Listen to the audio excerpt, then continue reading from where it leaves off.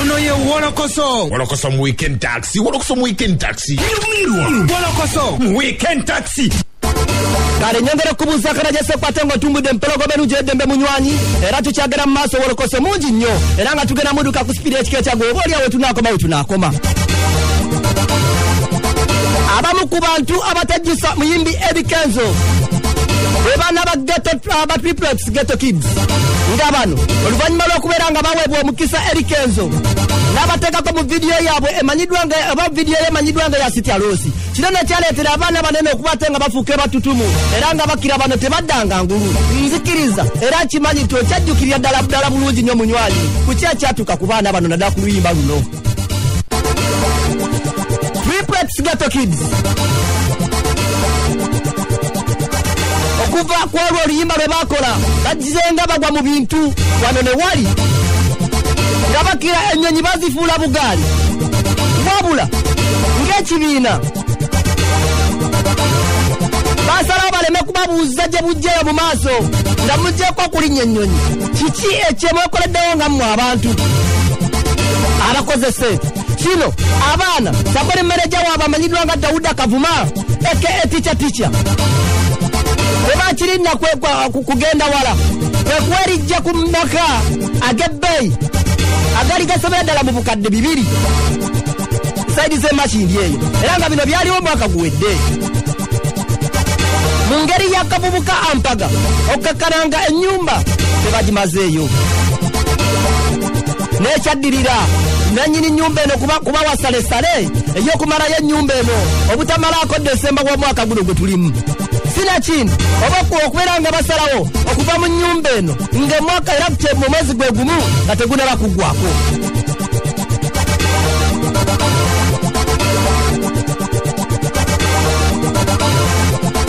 nga Kavuma n'abaana ba Ghetto Kids bakira bagenda okukwata ekiwandiiko kino kiva omwange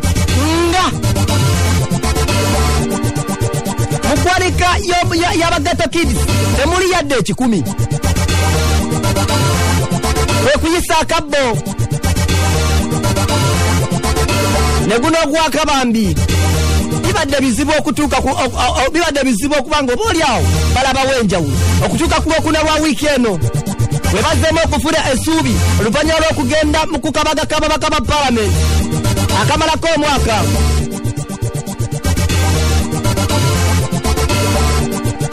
era bambi bageze okuva eyo ng'abanywanyi bano bafunyeeyo ku ssuubi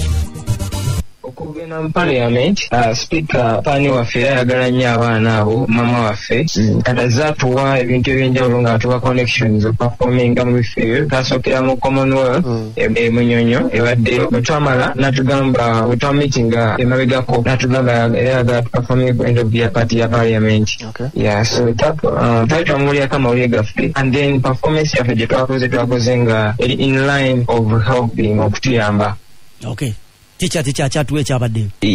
twali twamugambako emabegako response nebeereti response twawandika n'agamba gyatuddamu yabadde akikwabera nga omanyi nti bitambula mpolampola so okutuusa olunaku lwagyo twabakomeze nayagala nnyo performance yaffe n'abantu bonna abamemba Parliament babadde happy nnyo babadde hyped up olwa performance so n'asaba abamemba ba Parliament nti twali twamubirako embeera gye tukwasiganyamu emirimu gyaffe biki abadde abimanyi kati n'asaba abamemba ba Parliament kwabadde bayamba abantu bangi n'agamba naffe batukwateko nti at least calculation omumemba wa Parliament wabasasudde $25,000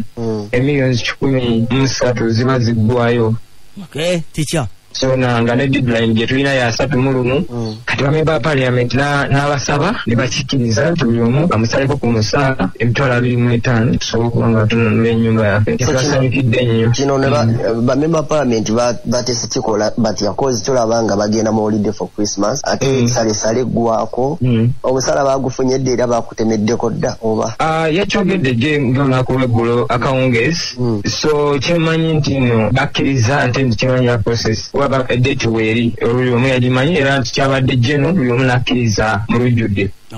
Right speaker yababuuziza nti bannaye fenna tusobola okukikola ku lw'abaana ne bagamba mu waggulu nnyo nti yes ne bagamba tusaleko $25,000 buli omu ku musaala gwe ne bagamba yes so temanyi abasinga bame ba parliament bangi abasinga babaddewo temanyi n'abataliwo babagambye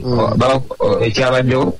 simanyi nti tebayasobola kugana ku b'eggwanga kuba ne track to parliament yabaddewo naye and what I know kigenda kukolebwa nze nyina positive sina negativity tikyati kyagamba nti kyasaba nnyo Katonda amuyambe ebiseera ebisinga abantu batera okusuubiza ne batatuukiriza wabula asaba Katonda amuyambe nti oba oliawo bano basobole okukwate nga batuukiriza kubanga essuubi lye babalinamu ddene nnyo ne Land Road yatandisedde okubategeezaako nti kati awo ndabawo essuubi ebiseera ebisinga nti kiba kibi nnyo okusuubiza omuntu n'omusuubiza n'omuwa essuubi ddene nnyo kati bwe omuwa essuubi ddene kitegeeza n'abantu abamu abandi badde bayamba bamanyi nti kintu ekikolebbwako parliament ya Uganda tesobola kukiremererwa so mbadde nsaba batuukirize ekyo tebeeyamye basobole otukwatirako kuba kati ne Land Road naye bw'aba nga yakiwulidde tasobola kugamba ayinza okulowooza kavuma ate era bamuwadde ssente n'akola ki nazirya teyansasulidde kijja kuba kibi nnyo n'abantu bajja kufundamu embeera endala kale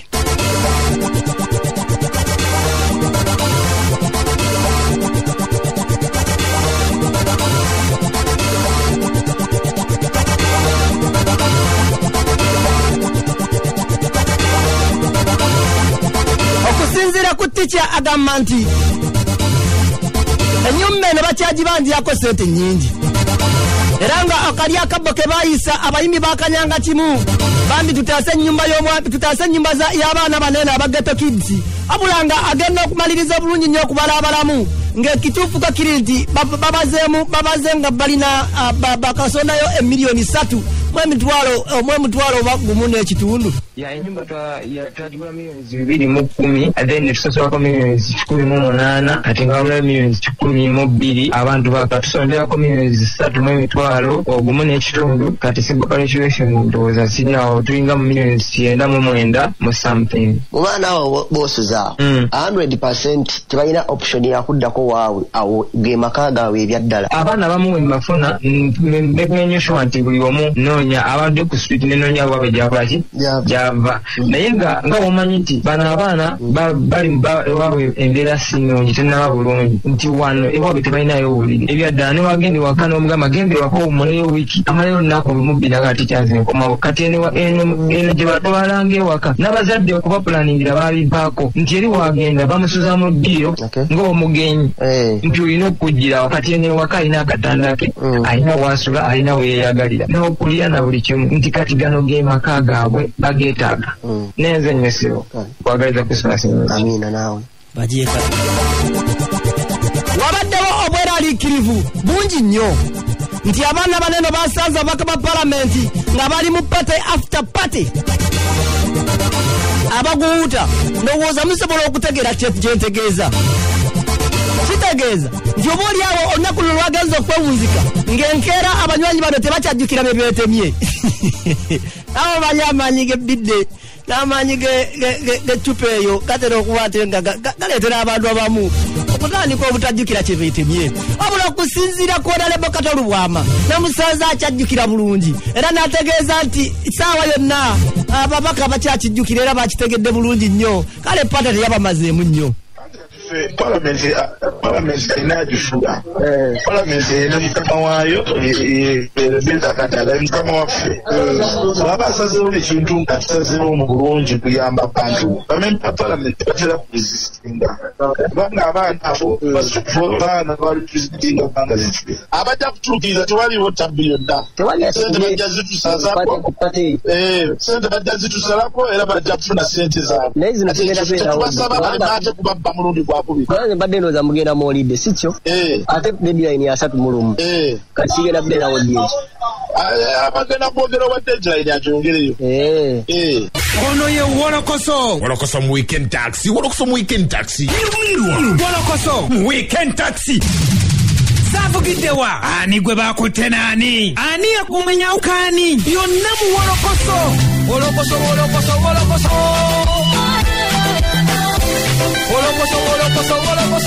mu weekend taxi